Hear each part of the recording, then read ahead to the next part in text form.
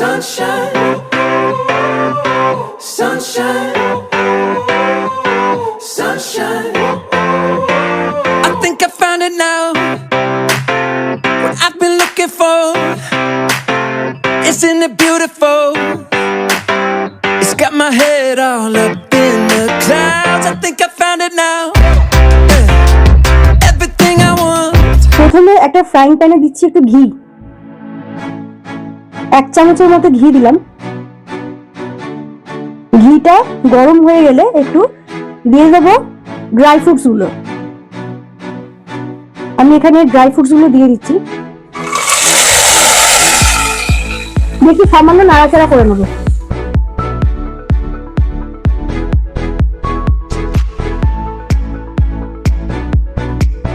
Dry fruits গুলো খুব হালকা করে আমি ভেজে নিয়েছি। এবার আমি এটা একটা বাটিতে তুলে নিচ্ছি।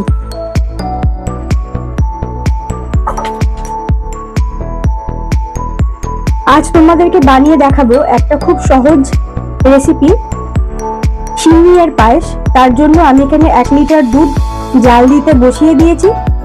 নিয়েছি সিমই, চিনি।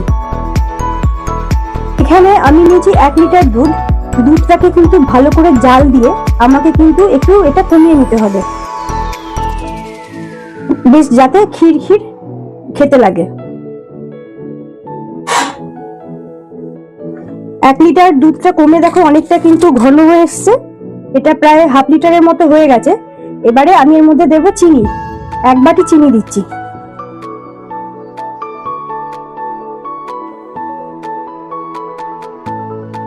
এবারে দিচ্ছি একটু এলাচ গুঁড়ো। এলাচ দিলে গন্ধটা কিন্তু খুব সুন্দর আসে। দিচ্ছি গোলাপ জল।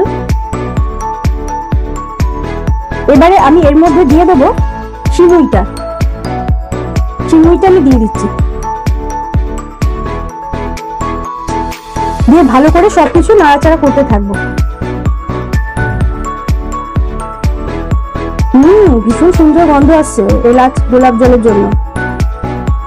এবারে আমি এতে দিচ্ছি 1 চিমটি ইয়েলো ফুড কালার, একদম অল্প, ব্যাস, বেশি দেওয়ার দরকার নেই।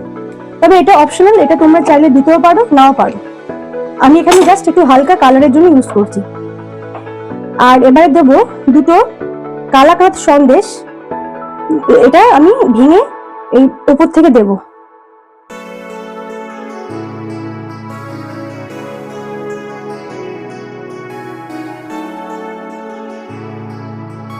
এবার সবকিছু খুব ভালো করে মিশিয়ে নেবো।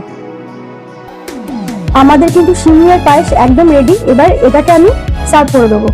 আর এটা কিন্তু যত ঠান্ডা হবে তত বেশি ভালো লাগবে খেতে।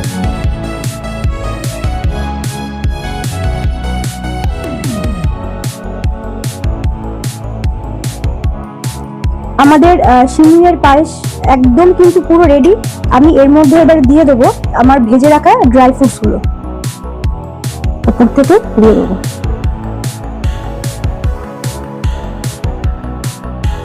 কি সুন্দর দেখতে লাগছে না? আশা করবো রেসিপিটা তোমাদের ভালো লাগবে।